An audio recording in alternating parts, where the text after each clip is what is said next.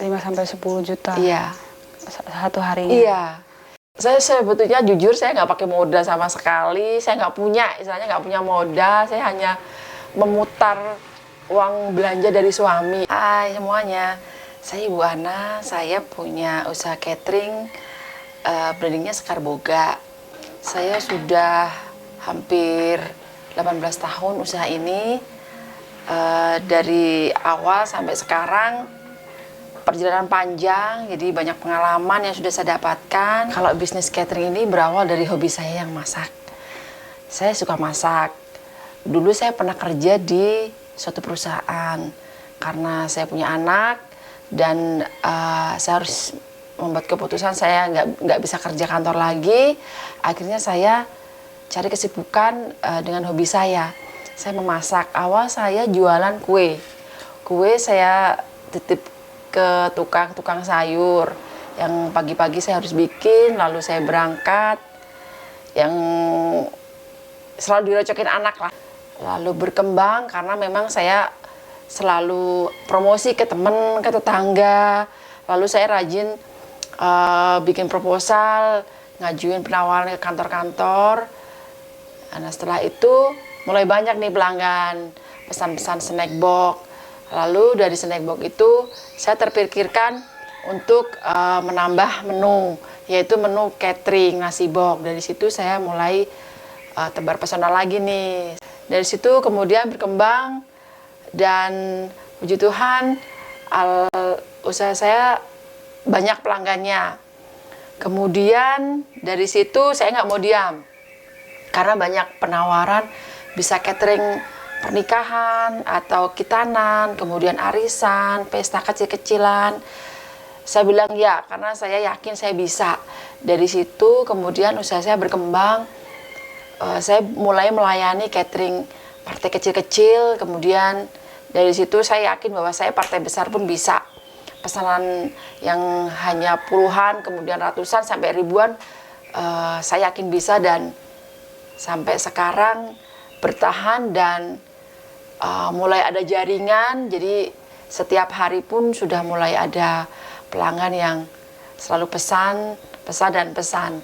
Jadi begitulah ceritanya usaha saya dari awal, dari nol yang saya nggak punya basic jaringan, kemudian keahlian pun juga saya hanya sedikit yang saya bisa. Sampai sekarang saya terus belajar dan puji Tuhan masih bertahan. Itu saya pernah jualan warung makan. Jadi setelah saya mulai menambahkan menu masakan nasi-nasian, kemudian saya terpikir untuk buka usaha buka warung nasi. Di situ saya mulai sewa tempat. Itu pun dia juga hasil dari keuntungan yang saya dapatkan karena saya ingin menyewa tempat. Jadi begitu saya ngumpul saya sewa tempat dan saya mulai berjualan di situ. Nah dari penjualan itu keuntungan saya kumpulkan lagi, kemudian beli alat-alat yang lebih lengkap untuk usaha catering pesta. Memasarkan atau promosinya Ibu lewat apa nih? Kok bisa sampai sebesar ini? Oh iya. Itu menarik kalau pertanyaan itu saya sangat antusias menjawabnya. Dulu sebelum ada medsos, sebelum semua serba digital, saya secara konvensional saya sebar brosur. Jadi saya ketik, saya print, kemudian saya suruh karyawan 1 orang sebar brosur. Jadi dari rumah ke rumah, dari kantor ke kantor yang pakai proposal. Jadi setelah itu baru ada handphone yang hanya SMS ya. Saya rajin pas waktu buka warung tuh saya minta nomor telepon pelanggan saya. Saya bilang saya bisa bikin aneka snack, kemudian aneka nasi kotak. Saya bisa melayani pesta kecil seperti arisan, kemudian lamaran dan lain sebagainya. Di situ saya minta kontak mereka, saya SMS. Jadi setiap hari saya SMS menu yang saya punya. Karena waktu itu saya buka catering harian juga. Jadi untuk sebagai perkenalan, tujuan saya perkenalan ke pelanggan bahwa saya punya menu banyak nih dan setiap hari saya ganti-ganti menu.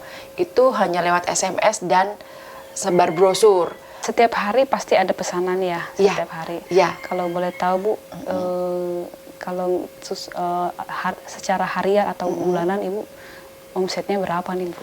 Kalau harian itu saya sesepi-sepinya ya, itu 1,5. Tapi kalau ada pesanan dari misalnya kantor-kantor pemerintahan, itu bisa sehari bisa 5, kadang 10, apalagi kalau pesta ya, itu lebih dari itu lagi.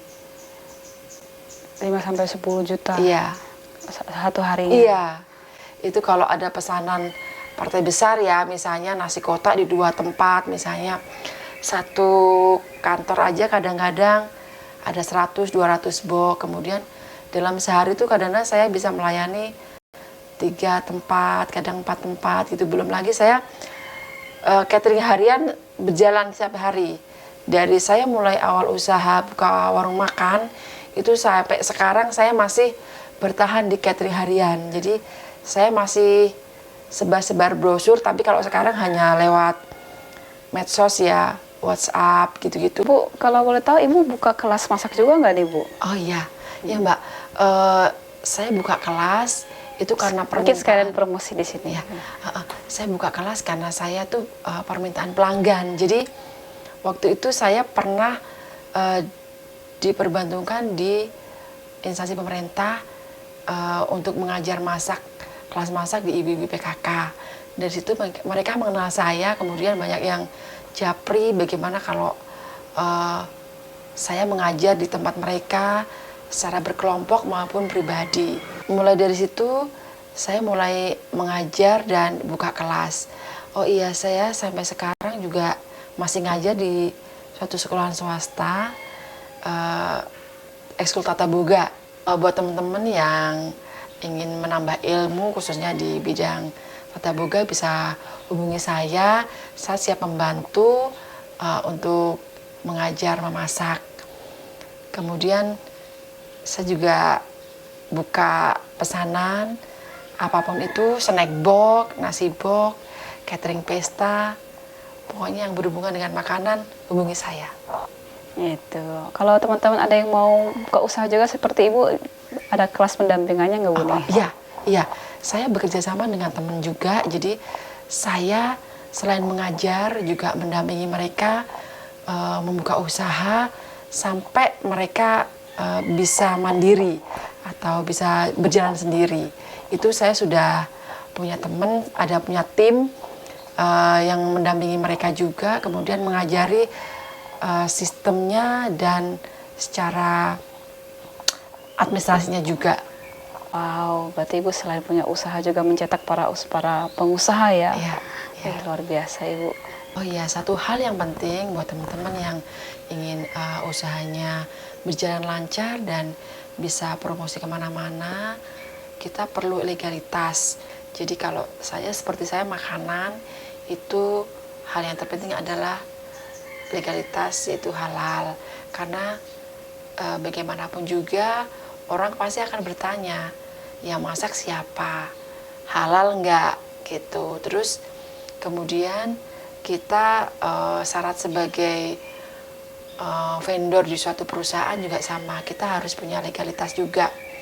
Mereka akan menanyakan apakah kita sudah halal, apakah kita sudah punya surat dari dinas kesehatan dan lain sebagainya. Jadi nanti kalau teman-teman ingin punya usaha, lengkapi dulu sambil berjalan lengkapin surat-surat yang diperlukan atau legalitas yang diperlukan. Untuk teman-teman yang ingin dibantu, nanti kita punya tim untuk siap membantu teman-teman mencari atau mendapatkan legalitas. Ibu mau nggak Bu berbagi motivasi Bu, bagaimana supaya teman-teman bisa terinspirasi atau memotivasi teman-teman yang sedang mencari usaha atau sedang berusaha sekarang ini?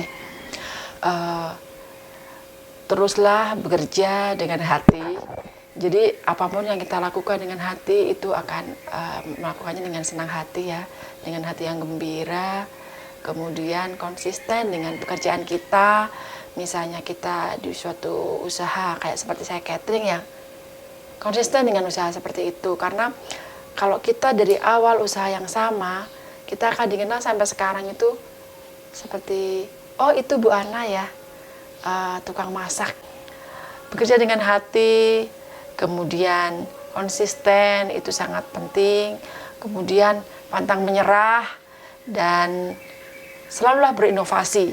Apalagi usaha makanan seperti saya, banyak saingan, banyak menu-menu yang baru, yang kekinian, itu kita harus selalu update. Jadi supaya pelanggan tidak bosan, kita harus selalu bervariasi menunya. Oke, baik. Terima kasih banyak ya Bu Ana. Sama-sama, sudah Mbak. mau berbagi Ya, dengan senang sekali saya teman-teman bisa bisnis datang. juga, dan juga semoga usahanya semakin Amin. maju, semakin banyak teman-teman yang terbantu untuk memulai usaha. Terima kasih ya Bu, sukses ya Bu. Terima kasih Mbak Rika.